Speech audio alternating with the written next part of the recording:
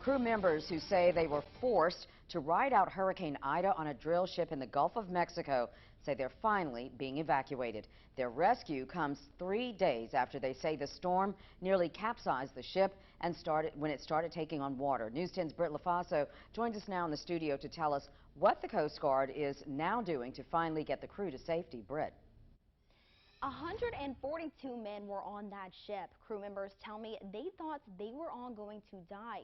They say Noble Corporation, who owns the drill ship, and Shell, who Noble is under contract with, were supposed to get them off that ship before the hurricane hit. Crew members say they never did. They say they experienced 80-foot waves and 150-mile-an-hour winds for hours. Even after the hurricane passed and the ship was taking in water, crew members say neither Noble or Shell sent help. Today, the Coast Guard stepped in to help.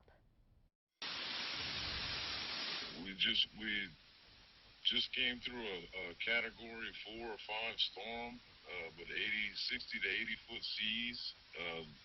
I mean, we almost capsized quite a few times. So the boat was sideways, almost pretty much capsized in the water. This man, who chose to stay anonymous, says he was one of the 142 men on board the Noble Globetrotter II drill ship. These are pictures of the aftermath. He says Shell and Noble were supposed to bring their ship in days before the Category 4 hurricane hit. It seemed like that would have been the case, but I mean, they never tried to evacuate anybody. He says the companies waited until the morning of the storm to make the call. That was Shell's call. Like, hey, try to get the pipe up and go ahead and try moving out the way.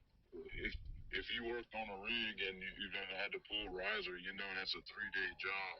We don't have time to do that in 3 hours. The crew tried to run from the storm with 2,400 feet of pipe still in the ocean, but they say they could only move about 2 miles an hour with it down there. The storm soon caught up to them. Yeah, we knew we were on our own. The ship was hit hard by Hurricane Ida. The Coast Guard said they contacted the vessel's master and Noble Corporation on Monday to determine the extent of any damage and if personnel were safe. The master of the vessel has told the Coast Guard the vessel was not in distress, but information released reportedly from the crew of the Globetrotter II indicates potential issues with safety. Crew members tell News 10 after the storm passed, the ship started taking in water and 4 people had been injured. But still, Shell or Noble did not send help. In fact, they say the companies did not even tell them if and when they would be rescued. After the crew's side of the story came out along with photos of the ship and blew up on social media, the Coast Guard launched a helicopter aircrew from New Orleans to conduct an overflight of the vessel on Wednesday. After inspecting the vessel, the Coast Guard sent a crew to the scene. Crew members tell News 10 the Coast Guard is now evacuating them from the drill ship.